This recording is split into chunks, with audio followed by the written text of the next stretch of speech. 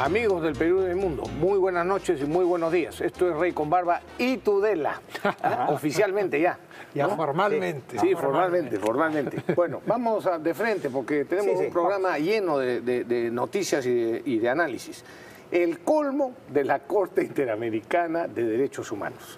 Ahora resulta que a la Corte se le ha ocurrido ordenarle al Congreso de la República del Perú que archive la investigación que se estaba realizando contra 4 magistrados del Tribunal Constitucional que, en mi concepto, por supuesto, prevaricaron, y en concepto de quienes los han denunciado. Muy bien. Políticamente, yo he dicho ya en otras ocasiones que hay que mandarlos al carajo. Ya hablaremos ahora de lo que hay que hacer jurídicamente. Pero, ¿desde cuándo hay un comentario de una amiga nuestra, Muñoz, Delia Muñoz? Muy bueno, dice, ¿desde cuándo? Porque la Corte dice, archiven, le dice al Congreso que se archive como decisión pero provisional, archívese la investigación. Entonces, Delia Muñoz pregunta, ¿desde cuándo archivar es una decisión provisional? ¿Acaso archivar no es una de las formas de terminar un proceso? ¿Hasta cuándo vamos a aguantar? Digo yo, tanto la Comisión como la Corte avasallan soberanías poco a poco y van midiendo reacciones. En mi concepto hay cobardía, hay miedo, hay apocamiento, hay comodidad de los políticos o de los funcionarios o de los diferentes gobiernos que han permitido que haya cada vez más este avasallamiento. E ignorancia. E ignorancia también. Ajá. Pepe. Ahora, realmente, como tú dices, Rafael, este es un tema absolutamente vergonzoso frente al cual hay que reaccionar, me parece que enérgicamente, ¿no? Y aquellos juristas que adoptan una posición neutral o comprensiva frente a este atropello de la Corte Interamericana de Derechos Humanos deberían preguntarse, ¿no? ¿Puede la Corte prohibirle al Congreso de la República investigar, que es una de sus tareas fundamentales? ¿No? ¿Puede un sistema jurídico supletorio modificar los artículos 99 y 100 de la Constitución porque sencillamente se le da su gana? ¿Puede declarar nulo el reglamento del Congreso, que es ley de la República? Claro que no, ¿no? Le ordena. Los congresistas no están sujetos a ningún mandato imperativo. Bueno, pero pretende la Corte someterlos a un mandato imperativo. O sea, les ordena imperativamente que archive el proceso de acusación constitucional. La respuesta es un contundente claro que no. Y ha hecho muy bien el presidente del Congreso en indignarse y mandarlos al diablo como corresponde, ¿no? Y pedirle al presidente de la República que por favor haga respetar la soberanía de nuestro país, ¿no? Correcto.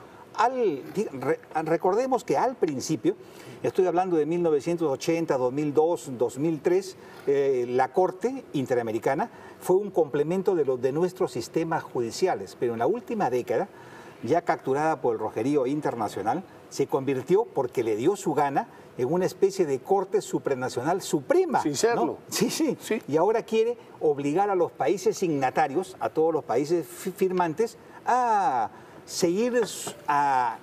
adecuar sus constituciones y sus leyes a su real entender.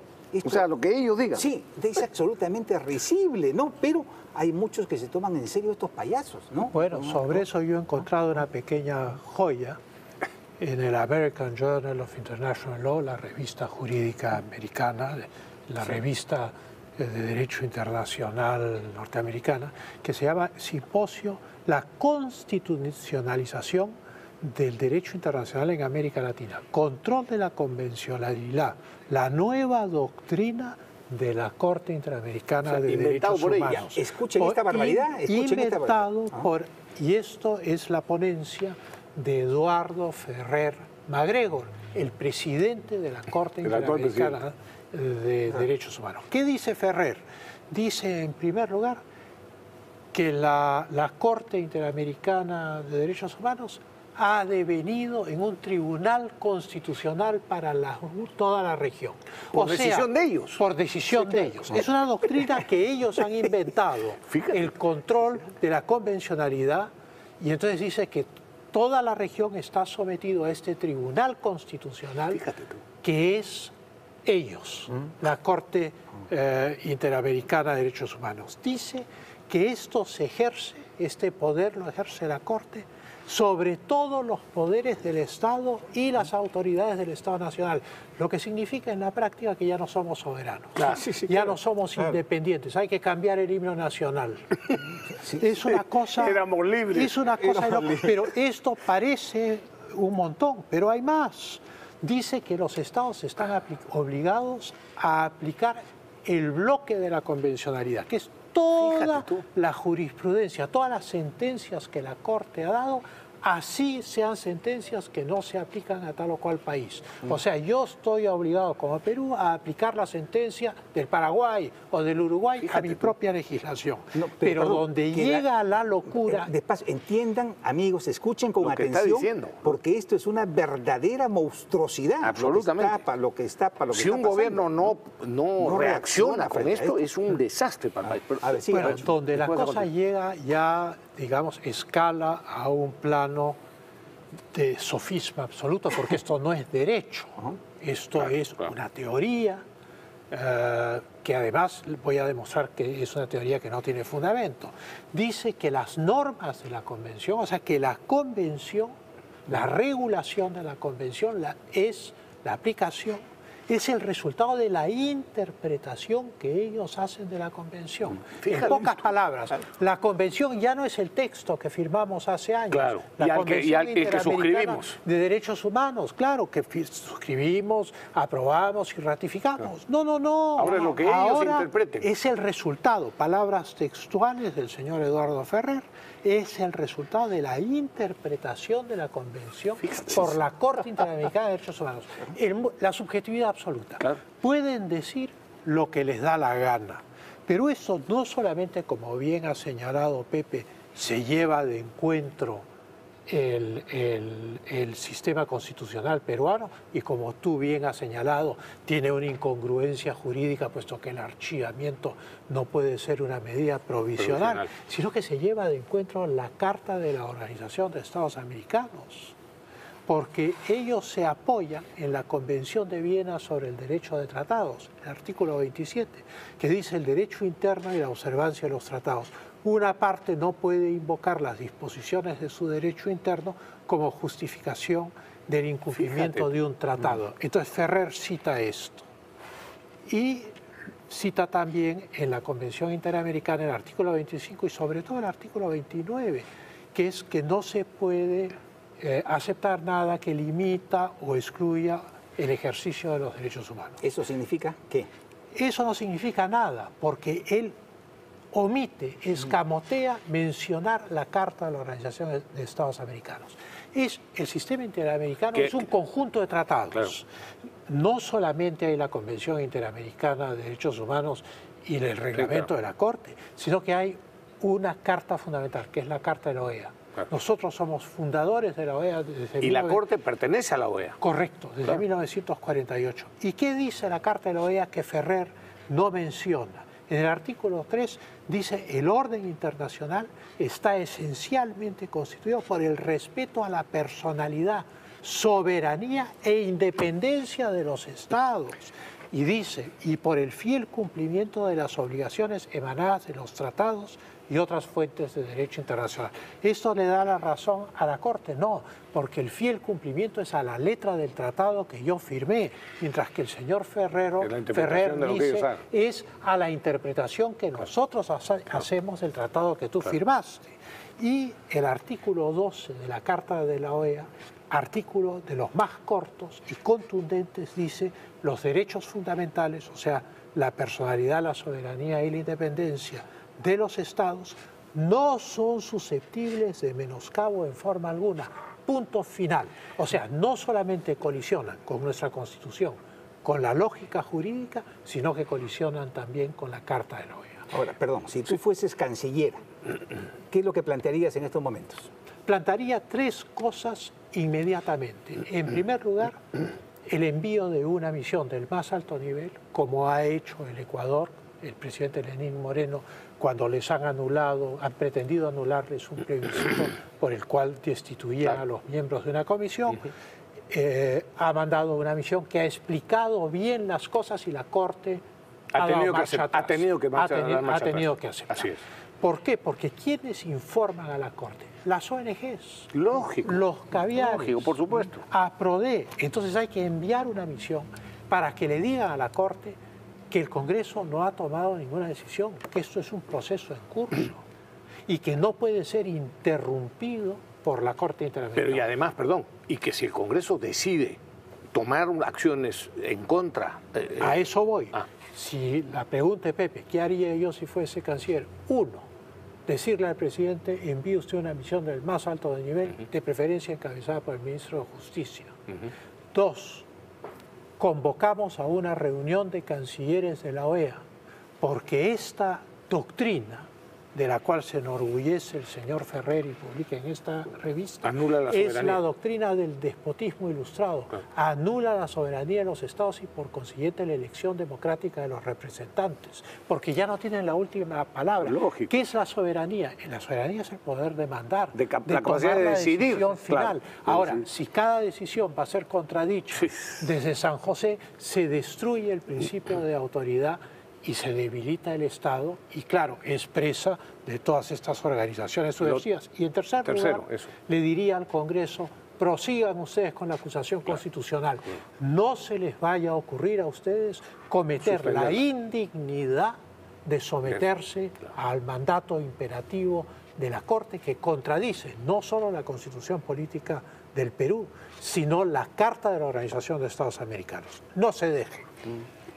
¿Tú tenías más datos? Sí. No, lo concreto es que hoy por hoy, tanto la Comisión como la Corte se han convertido en un partido político, ¿no? Claro. Que viola sistemáticamente los derechos humanos de todos aquellos que no son rojos, ¿no? Así de sencillo, ¿no? Esta es la razón, amigos, por la que el 60% de los fallos de la Corte no han sido acatados por los estados. ¿Y saben ustedes, solo el 40%? ¿Y saben ustedes qué es lo que ha pasado? Absolutamente nada, ¿no? Tal como sucedió en Trinidad y Tobago, en República Dominicana, en Ecuador, en Colombia hace un par de días, en Ecuador, Brasil, Argentina y otros. Para que se den una idea nada más, voy a citar unos 4 casos. Pero yo quiero citar el de Argentina solamente. Sí, ya está bien. En septiembre del 2005, por ejemplo, condenó al Estado colombiano por colaboración en la llamada masacre de Mapiripán, donde la Corte confirmó, dicen, fehacientemente la muerte de 49 personas, muchas de las cuales luego fueron halladas vivas, ¿no? Votando. Tal como le pasó aquí, votando, tal como le pasó aquí al general Murgueito, que lo metieron 8 años preso por una supuesta masacre. Desaparición. Y después los masacrados resucitaron milagrosamente y votaron en las elecciones municipales y regionales, ¿no? Y estaban vivitos y coleando, ¿no? Bueno. En el 2012 sentenció que no es factible sostener que la vida humana comienza desde la concepción y que un embrión pueda ser titular de derechos. O sea, ¿qué hacemos con nuestra Constitución? La cambiamos. Es el despotismo, es el derecho sobre la vida y la muerte. Y concretamente, la Carta de la Derechos Humanos, Comisión Interamericana, sostiene exactamente lo contrario. Lo que pasa es que ahora ellos han interpretado que donde dice A, ellos interpretan que dice Z. Ahora, en la ponencia de Eduardo Ferrer MacGregor, el presidente de la Corte Interamericana, él admite que la Corte Europea de los Derechos Humanos no acepta una doctrina como el control de la convencionalidad, lo que significa que ninguno de los estados europeos acepta que su constitución sea atropellada por ninguna cosa. Es que los meten a un manicomio en Europa, correcto, por supuesto. Correcto. Esto solo ocurre, quiero aclarar eso para que los que nos escuchan sepan lo que está pasando, solo ocurre en Sudamérica. No ocurre en ninguna otra Sudamérica parte y Centroamérica, ¿no? Bueno, digo, en Hispanoamérica. Exacto. Solo ocurre en Hispanoamérica y en el Brasil. No ocurre en ningún otro lugar del mundo. Y en los Estados Unidos de América, cuando hay un conflicto entre la Constitución y un tratado, claro, ellos no han firmado ninguna de estas cosas, cuando hay un conflicto entre la Constitución y el tratado, prevalece la Constitución, así se incumplan obligaciones internacionales. Imagínate. La Constitución de los Estados Unidos, recuerda que dice, es el texto fundamental que regula el bien común y la vida de todos nosotros, de un país, lo mismo para los Estados Unidos. Y en la Constituyente, los tres estábamos en la última, o sea, en el Congreso Constituyente, al hacer la actual Constitución, pusimos para modificarlo del 79, que los tratados internacionales formaban parte del cuerpo legal. Del derecho nacional. Por eso, del derecho nacional. Y por tanto, como el derecho nacional prima la Constitución sobre eso, cualquier otra ley, entonces es evidente que prima nuestra Constitución. Aceptar esto es una barbaridad, pero hemos interrumpido a Pepe, yo quiero que termine. En octubre del 2014, República Dominicana rechazó una sentencia de la Corte que los obligaba a cambiar su Constitución, ¿no? Y aquellos tenían un problema con los haitianos y todo lo demás, y querían decidir soberanamente quiénes eran los que tenían derecho a la nacionalidad, y la Corte se metió. Y por supuesto rechazaron tajantemente la Corte y los mandaron al diablo como corresponde, ¿no?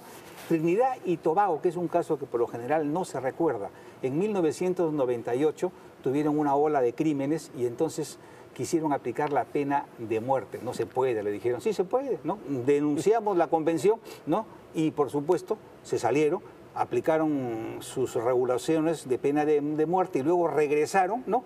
Pero haciendo las reservas que la Corte no podía meterse en esos temas, ¿no?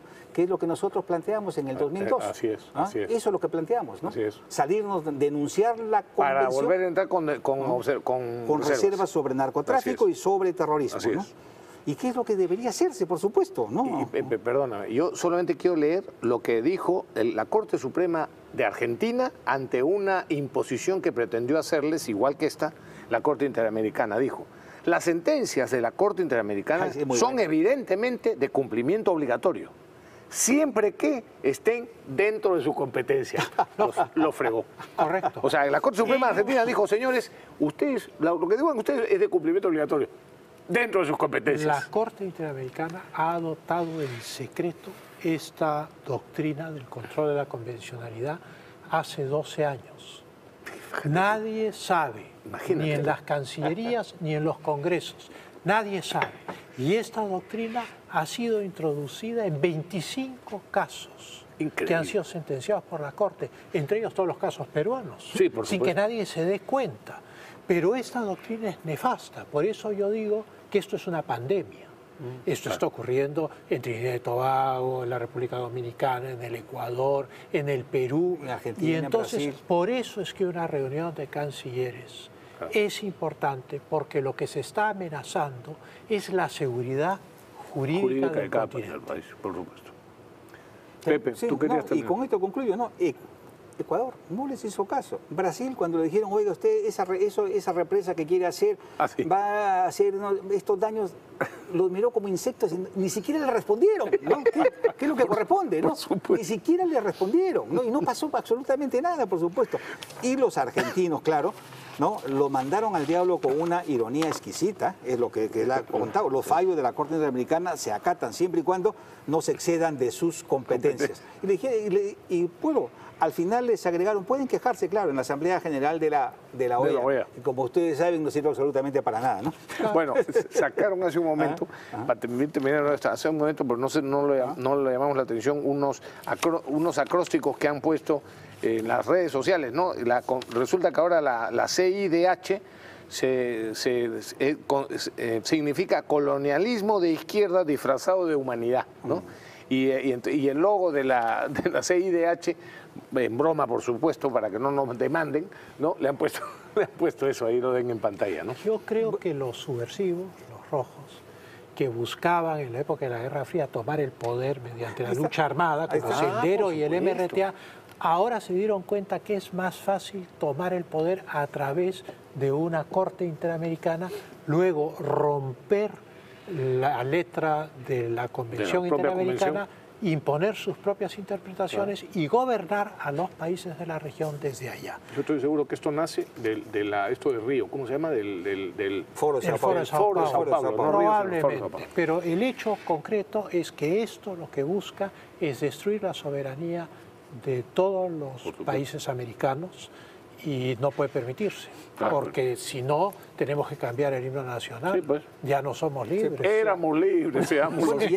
Y hay reacciones positivas, ¿no? Ya aparte de la del presidente del Congreso, el vocero de Fuerza Popular, el señor Salaverry, Le preguntan, ¿el Congreso debe acatar el fallo de la Corte que ordena el archivamiento de la denuncia constitucional contra 4 magistrados? Y esta responde, dice que este es un organismo internacional que ha cometido una injerencia arbitraria, abusiva y prepotente que será rechazada como corresponde. Mi posición ha sido y es que el Perú debería renunciar al Pacto de San José y finalmente salirse de una corte que para lo único que sirve es para liberar e indemnizar terroristas y para que unos caviarones ganen sueldos exorbitantes, ¿no? Eso es cierto, absolutamente cierto, ¿no? Y luego Vitocho también es contundente, ¿no?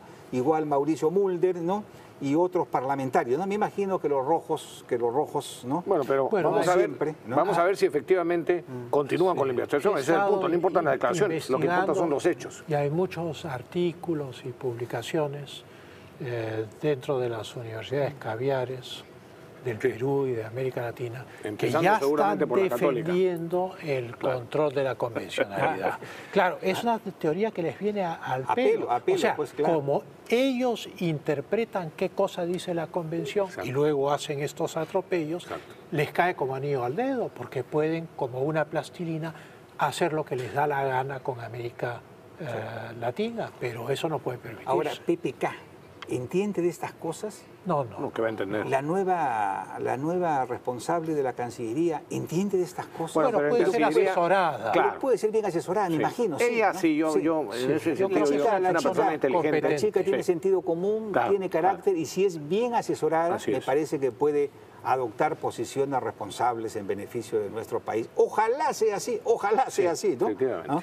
Y solamente como es importante no dejarse intimidar, porque en el fondo hay una especie de nube tóxica que es una corriente de opinión que dicen hay que someterse a esto, esto es lo moderno, esto es lo de avanzada, ya la soberanía no existe. Nadie está hablando de soberanía absoluta, pero sí competencia. La Corte tiene que actuar dentro de lo que a la letra dice la Convención Interamericana de Derechos Humanos y no inventar interpretaciones que la Convención no dice. Usar las atribuciones que le hemos concedido, correcto, no las que ellos se han atribuido. Ellos, dice Ferrer, que esto ya es lo más increíble, que en el fondo los sistemas nacionales son subsidiarios de la Corte. O sea, los subsidiarios somos nosotros y ellos son los principales. Nuestras constituciones son secundarias. Lo importante es la interpretación que ellos hacen de la Corte. Dice textualmente, esta doctrina busca obligar a los Estados parte a la Convención a interpretar la legislación nacional, incluyendo la Constitución, de acuerdo con la Corte Interamericana de Derechos Humanos. Si no protesta el gobierno peruano, si no hace lo que está sugiriendo o cosas similares... Yo creo que esto es una cuestión de emergencia que merece una reunión de cancilleres en Washington, en la OEA, y tomar el toro por las astas y plantear, para empezar, el abandono de esta doctrina. Por supuesto. De una vez por todas. Y solo como dato, el presidente de la Comisión Interamericana de Derechos Humanos es el señor Eguiguren, Francisco Eguiguren, caviarón, gigante caviarón, que fue embajador de Humala, ministro con Humala y que está ahí, por supuesto. Gracias a Humala. ¿No? ¿Saben ustedes que este señor en 48 horas se pronunció como un activista, ¿no?, contra el indulto para Fujimori, por ejemplo, ¿no? Y esa es la fuente de información de la para estas resoluciones de la Corte, ¿no? Definitivamente. Y saben ustedes, esta misma comisión tiene hace 7 años, ¿no?, atracada las denuncias contra Humala por madre mía, hace 7 años, ¿no? Y aquí se pronunció en 48 horas por el tema del indulto, ¿no? Hacen lo que se les da su gana, ¿no? Y lamentablemente aquí tenemos políticos, tenemos juristas y tenemos políticos que realmente dan vergüenza, ¿no? Cobardías y acomodos. Pausa, amigos, una pausa y regresamos rápidamente.